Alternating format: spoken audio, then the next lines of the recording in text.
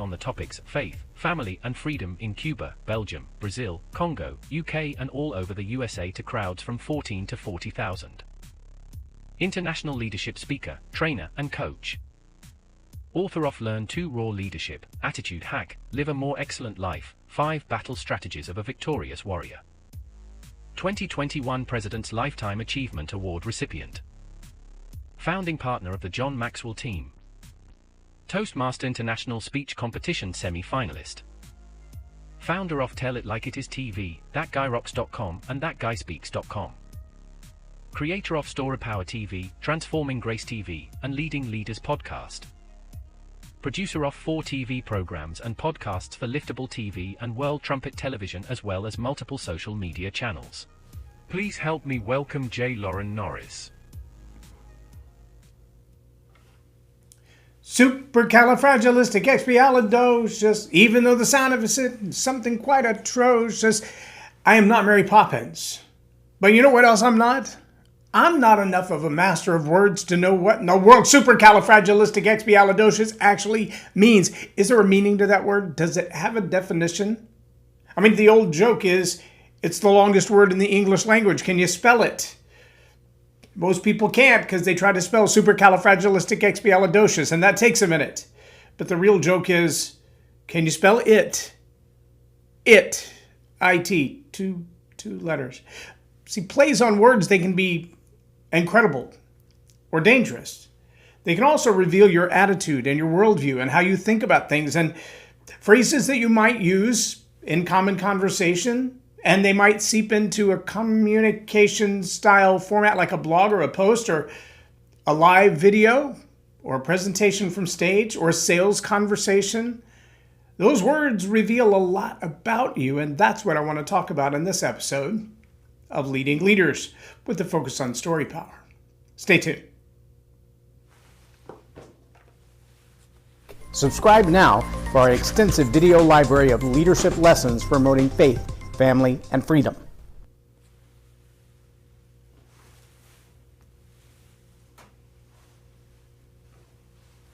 I'm J Loren Norris with Leading Leaders Podcast. It's amazing how often someone will use a word that, they chose it carefully. They really thought through it. It had a very specific meaning.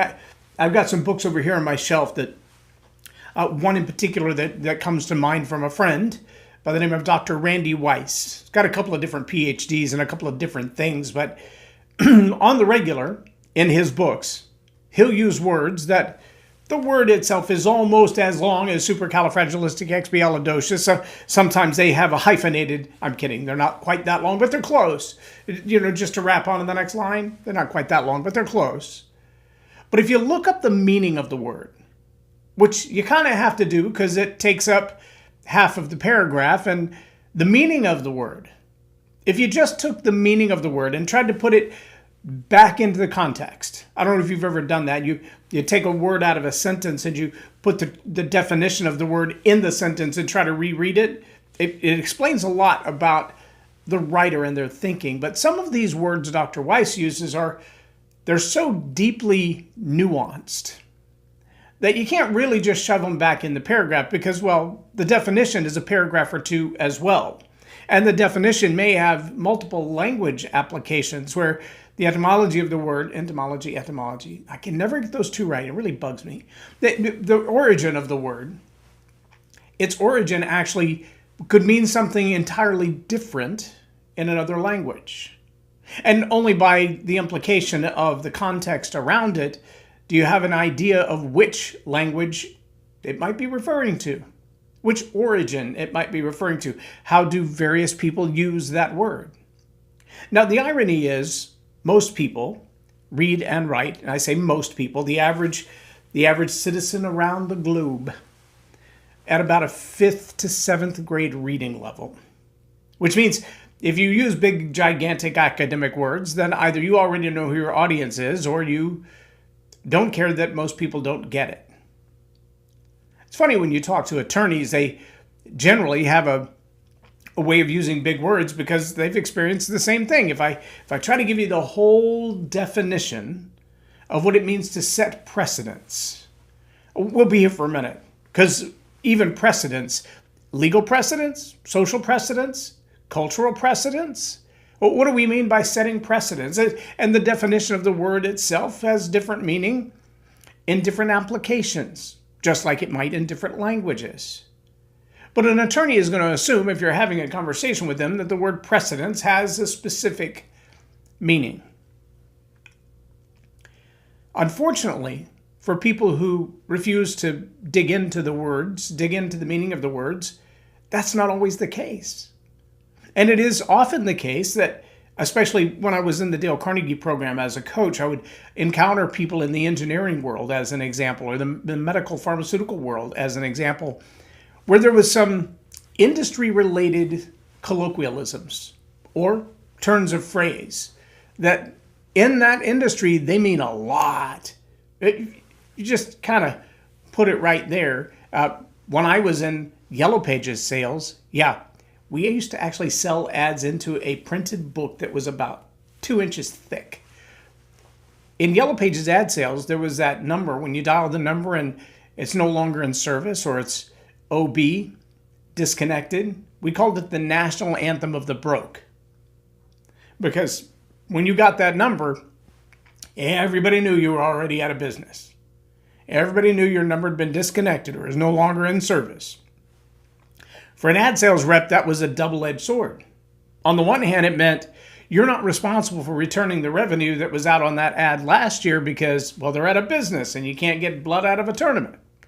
On the other hand, it meant you had one last opportunity to sell. It's a double-edged sword. Which one do you like? But just the phrase, the national anthem of the broke, well, that could be applied to the business that went out of business because they're not making any money anymore. That's why they're out of business. Or it could apply to the ad sales rep because if you get too many of those, you got nothing to sell because you got nobody to sell to. You got too many bad numbers. But the application of the implication was almost always up to the attitude of the person who dialed the number. See, the colloquial phrases in the medical world, they have a specific meaning to them, but they also, just using the phrase in that industry where people know the meaning of that word, well, it reveals a lot about your attitude, about how you look at customers. If you call a patient a victim of what? Are you talking about victims of abuse, of a car accident, of a stabbing, of a robbery, of a drive-by? What victims are you talking about? Now, if all of a sudden you say victims of Dr. So-and-so, oh, now that's a whole different thing. In fact, that statement might have legal ramifications that could get you in major trouble because that would be considered slander. See, the term victim has a very specific application to it. There was a teaching that came out by a guy by the name of Vodi Bakum. It's been about 3, maybe 4 years ago. He quoted from Princess Bride, "I don't think that word means what you think it means, and you just keep using it." That's a pretty powerful observation. Now, here's my own observation. There are a lot of people who consider themselves communicators, who are not real diligent about the words that they choose. The words that they choose may be mispronounced, misapplied, misappropriated. And because those words can often be inserted into a story that makes you sound significantly more intellectual than perhaps you really are, or makes you sound superior to the audience you're speaking to, but it seems apropos for the moment, use of those big giant words might articulate an attitude that you have toward the people you're speaking to, that they're just not quite as good as you. And that might be not your intent, simply the way it's received. Generally speaking, I'm fairly diligent. I'd put myself on a scale of about a 6 on a 1 to 10 of the kind of guy who always looks up the words before I use them. 6 out of 10. I would also say that if I hear someone say a word, especially if it's in a video and I can hit the pause button, they say a word that I'm not clear on, I'm going to pause them and I'm going to go look it up so that I make sure that I understand what they're saying. It's not uncommon, though, whether it's in conversation or it's in coaching or it's from the platform, that I watch the look on people's faces when I use a word, and I can see a few different expressions. The most common 3 responses to a word that you don't understand the meaning of is, hang on, can you explain that? Can you back up a little? I want to hear the word again, and I want to hear how you're using it, not just in the context of what you're saying, but I want to make sure that we have a common understanding of the meaning of that word. Even if we don't agree on it, at least I know what you intend to mean by that statement. Not everybody's going to give you the luxury of being able to hit the pause button and ask them to contextualize the meaning of a word that you're using. I was listening to a debate this morning. 3 women, 1 gentleman, discussing feminism. 3 different women on the panel had 3 different definitions of feminism. That makes it really hard to argue, to debate, to discuss an orange if you don't know what an orange is. If you're looking at a tomato that's half ripe, it might have the color orange, but its guts are completely different. Is it orange? Yes. Is it an orange? No. Specificity is a big deal. See, the thing that I find in storytellers, especially those who feel like, well, I'm good, I just talk off the cuff, is that they're not real intentional about the words that they choose. Sometimes they use those words and they don't mean what everybody else in the audience would take them to mean. And maybe they've heard them out of context all of their life and thought something else about it. Maybe they were living it instead of livid. Yeah, you'll have to go back 2 or 3 episodes to hear that whole discussion. The second way that people react is that they just kind of wait to see if the word you used that they're not familiar with can be picked out of the context. If the rest of what you say puts something around that word that gives you an idea what the word might mean, if you're not familiar and not bold enough to push the pause button and go, hold on, can you help me understand what you mean by that? I was in a conversation recently with a guy who had quite the presentation, a great idea on making money, how to raise funds, and had some comparatives to other people who are doing similar things. And I listened very intently to everything that was said and all of the presentation. Then I asked a couple of very pointed questions. And the reaction that I got was as if to say, I haven't had anybody else ask that question when making this presentation. Which kind of takes me back to my high school days. It's pretty common that the teacher would teach something and I would be the only student with my hand up and the rest of the class is going, oh my gosh, not him again with the questions. We all get it. And I'm like, you don't get it. I can tell by your answers that you don't get it. You're following the process, but you don't understand what you're doing. You might even come to the right eventual answer, but you don't understand why you're getting that answer. I want to know why. I want to understand the whole process. I want to understand the steps and how do we get here from there. I also got in trouble on a regular basis because I would find other ways to get the same answer pretty consistently, but it wasn't the method being taught, and that didn't go over well with my teachers, as you can imagine. See, all of this goes back to the same thing of, do you understand the same thing that's being said?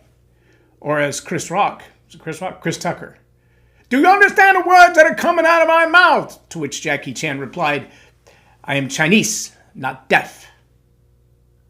Yelling it doesn't make it any more clear. If the words you're using are unintelligible, if the language you're using is undefined, if the words that you're choosing don't have the common meaning that you think they do, or they don't mean what you try to mean with them at all.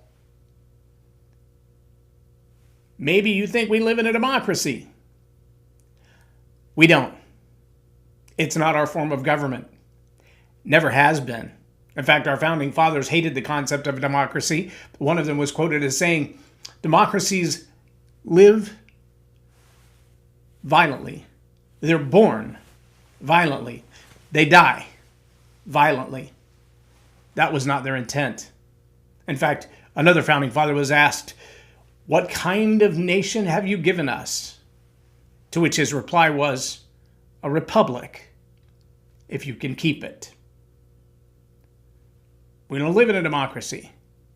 And yet, repeatedly, we hear things like, that's so dangerous for our democracy. Well, it would be great if we had one, but we don't have one. Now, are we arguing about semantics?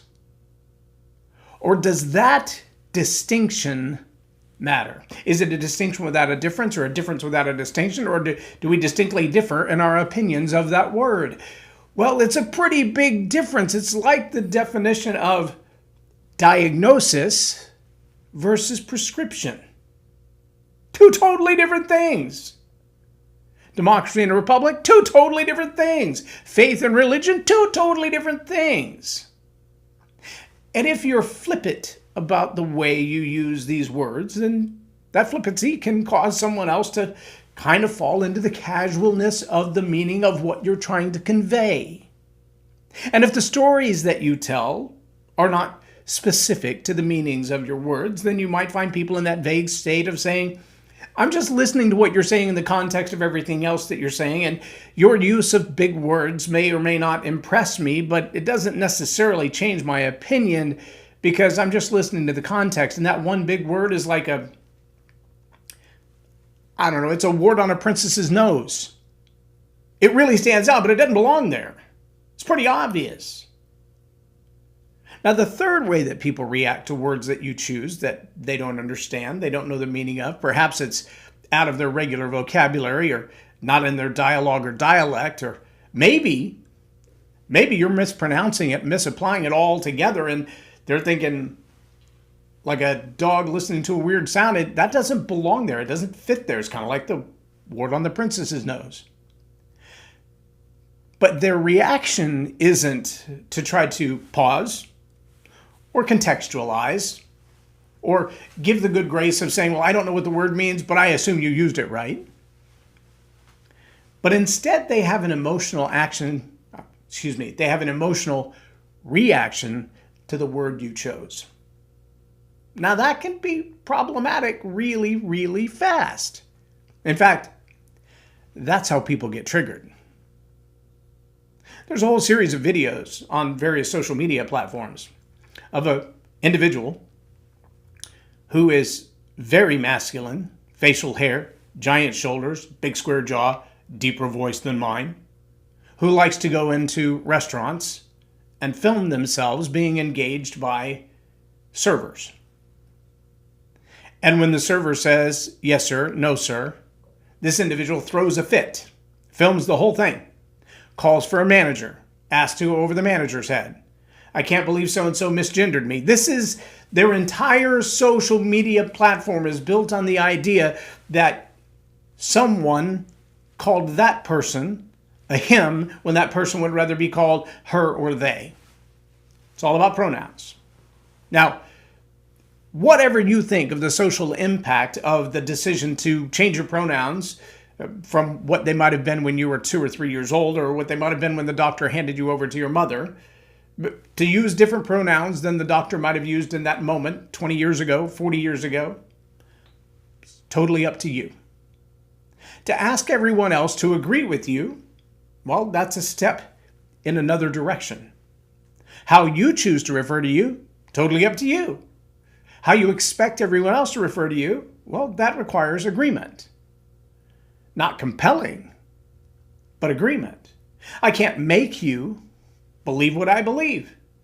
I mean, if I came to you with my Christian faith and said, you must, blah, blah, blah, blah, blah, you might think I was a nut. In fact, you might even file lawsuits against me for forcing my religion on you, like asking people to pray in a public school or say a Pledge of Allegiance in a public school. In fact, there have been lawsuits against that to say, we don't want that because we don't want to make our kids believe like you believe. And yet, this individual is thoroughly convinced that there should be some legal action against you because they want to be called they or her or zer or something other than him.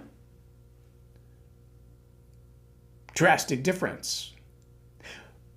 But here's the real point. The word choices that you use as a storyteller, as a communicator, those word choices can be as volatile as him or her, as them or zer, or they. as faith or religion or God, as Democrat, Republican, liberal, or MAGA. Those words can be unintentionally seeded into the conversation as distinctions which drive emotional responses you weren't planned for. It wasn't your intent to push people off the edge emotionally. It wasn't your intent to rise up their ire. It wasn't your intent to draw from them an evoked emotional response of anger, bitterness, and vitriol, or to bring them to tears. It wasn't my intent to hurt your feelings. It wasn't my intent to make you angry with me or to alienate you. Really what that says is you weren't intentional about your word choice. There was a particular time that, and I've told this story before, but I want to put it in the context of this specific teaching. A guy followed me around for a while. We would run into each other in various places, and he would always ask me, as a speech coach, what was your opinion of my presentation? Or what would how can I get you to come and hear me talk? I'd like to know what you think of it. And I always told him there's a fee for that. It's on the website. You can sign up and pay for that and tell me what date to be there, and I will be there at your engagement. I will give you a full audit of what you do. I charge for that. It's not free. But I will be glad to do that and give you a full, honest, objective assessment of what you had to say. And I can do that from whatever level, just the way you present it, from the words that you said, from the theological truth and accuracy behind it, to the sociological impact that it's going to have, whether it's the political or the socioeconomic or even the social cultural impact that it's going to have. Where's the message going to go? What is the overall narrative? Where does it fit in the stratosphere of communications? I can evaluate all those things. And by the way, I have been studying leadership for over 30 years, so I can add a little bit of that to it as well. And I do have 10 years worth of marketing background, so I can add all that. I can put all these layers into an audit and give you as much of a full analysis of what you have to say as you would like. It's not free, but I'm glad to do it. He never wanted that. He just wanted an opinion. And on many occasions, he would ask, what do you think? Yep, you spoke. That's my opinion. You spoke. One particular case, he caught me. We were at an event. He was the presenter. I was there because I was asked to present the following week. And so I was there as a guest of the area vice president. The area vice president and I sat together. I sat at his table. When the event was over, we were standing out in the hallway chatting. And this speaker came to me and he said, well, finally, you got to hear a full presentation. What do you think? And with the 5 or 6 people that were standing around, I said, well, are you asking for an audit or are you asking for an opinion? He said, coming from you, I would be glad just to get an opinion. I said, my opinion is that was the most pedantic speech I've heard in a long time. He said, I'll take that as a great compliment coming from you. Thank you. Gave me a high five and walked off. Now, if you right now are thinking, well, that is a pretty high compliment, that's only because you don't understand the word pedantic. And I'll challenge you right now to go look it up. Pedantic, P-E-D-A-N-T-I-C, pedantic. And then ask yourself, who uses a word like pedantic? And was it a compliment or not? And if you're so bold as to do the homework, this is your pause button. Hit pause right now, look up the word pedantic, and then put it in the comments whether you think that was a compliment or not. Word choice. If you talk about 2A, or you talk about MAGA, or you talk about WEF, you talk about the jab, people might determine your worldview very quickly.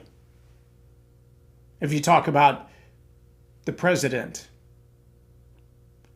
election cycles, border crossings, illegal immigrants, or unusual migrants, your word choice will reveal your attitude and your worldview faster than anything else. In fact, you could write an entire presentation, every story lined up to point to a certain ideology that you portray, and by word choice alone, betray yourself. I'm challenging you as communicators, don't just choose better stories to tell, but tell better stories better. Tell them better by having intentionality, by choosing your words cautiously, by knowing the meaning of those words, not just in your own thoughts, your own heart, your own mind, your own opinion, but what do they mean contextually in the universe? If I said to a 20-year-old, I don't know, dude's kind of sus. Really, bro? My mother would look at me and go, why don't you speak in complete sentences? And my 20-year-old son would go, dude, really? Because he knows exactly what I just said. And that's not Ebonics. That's not another language. That's not a foreign language. It's the way many Gen Z and millennials have chosen to communicate. And it's reinforced in their gaming and their social media. And you can either be on board with that form of communication, or you can continue to speak to all of them as though they have a master's degree in literary sciences.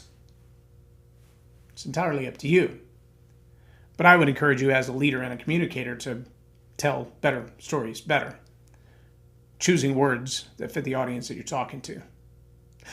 I'm J Loren Norris with Leading Leaders Podcast for Tell It Like It Is TV. Have a blessed day.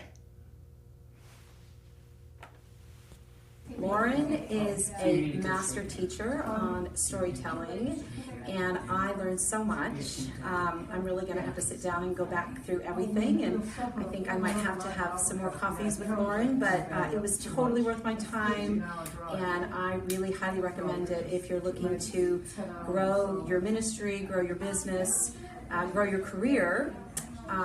Loren will serve you well. Thank you.